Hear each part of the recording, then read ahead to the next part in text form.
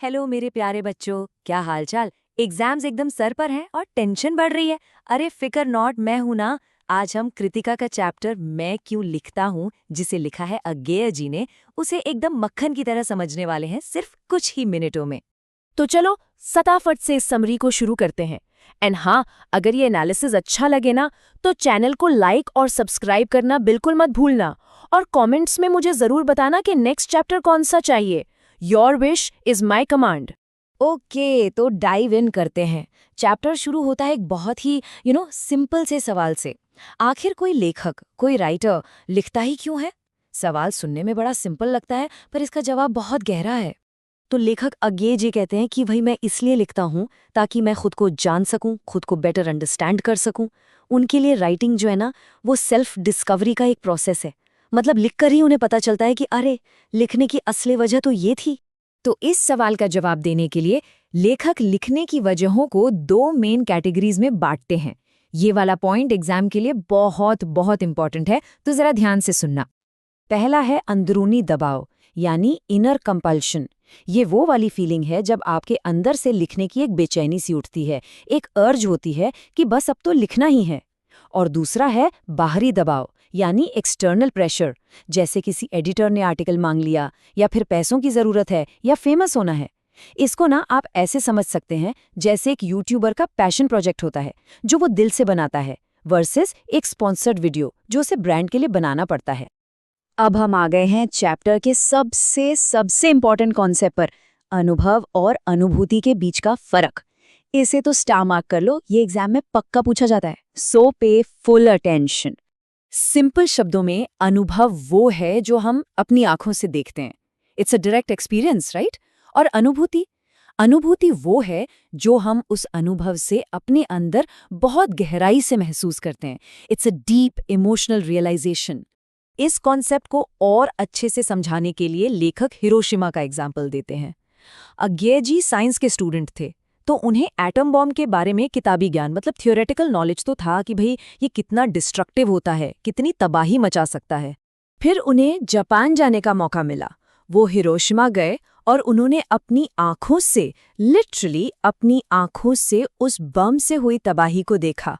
उन्होंने हॉस्पिटल में सालों से दर्द सह रहे लोगों को देखा। ये था उनका प्रत्यक्ष अनुभव, मतलब डायरेक्ट फर्स्ट हैंड एक्सपीरियंस। पर इंटरेस्टिंग बात यह है कि ये सब कुछ देखने के बाद भी उन्होंने तुरंत कुछ नहीं लिखा।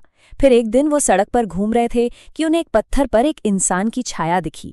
हुआ ये था कि एटम बॉम्ब के एक्सप्लोजन में कोई इंसान वहां खड़ा था जो इंस्टेंटली भाप बनकर उड़ गया, और उसकी छाया उस पत्थर पर हमेशा के लिए छप गई। बस ये देखकर उनका अनुभव एक गहरी अनुभूति में बदल गया। It was a moment of truth. इसी एहसास को लेखक इन शब्दों में बताते हैं। उस शैडो को देखकर उन्हें ऐसा लगा जैसे वो पूरी ट्रेजेडी उनके खुद के साथ घटी हो। उन्हें महसूस हुआ कि वो खुद उस एक्सप्लोजन के विक्टिम हैं, उसके भोक्ता हैं। वो दर्द वो उनका अपना बन गया। और यही यही वो गहरी अनुभूति थी, वो डीप फीलिंग थी, जिसने उनके अंदर वो अंदरूनी दबाव पैदा किया, वो क्रिएटिव रेस्टलेसनेस पैदा की, जिसके बारे में हमने शुरू में बात की थी। अब वो लिखे बिना रह ही नहीं सकते थे। और मजे की बात देखिए, उन्होंने हिरोशिमा कविता जापान में नहीं बल्कि इंडिया वापस आकर एक चलती हुई ट्रेन में बैठे बैठे लिखी। इससे ये पता चलता है कि उस गहरी अनुभूति को शब्दों में ढालने में थोड़ा समय लगा। चलिए अब आते हैं हमारे एग्जाम स्पेशल सेक्शन पर। ये 3 से 5 मार्क्स के लिए सुपर सुपर इम्पॉर्टेंट क्वेश्चंस हैं। रेडी? Let's go. पहला सवाल है, लेखक को कौन सी बातें लिखने के लिए प्रेरित करती है? इसका सिंपल सा आंसर है, और इसे पॉइंट्स में याद रखना, मार्क्स अच्छे मिलेंगे। पहला, उनकी आभ्यंतर विवशता, यानी खुद को एक्सप्रेस करने की अंदरूनी बेचैनी। दूसरा, इस बेचैनी से मुक्त होने के लिए, टू गेट रिलीफ। और तीसरा, बाहरी दबाव, जैसे संपादक का आग्रह या फिर आर्थिक आवश्यकता।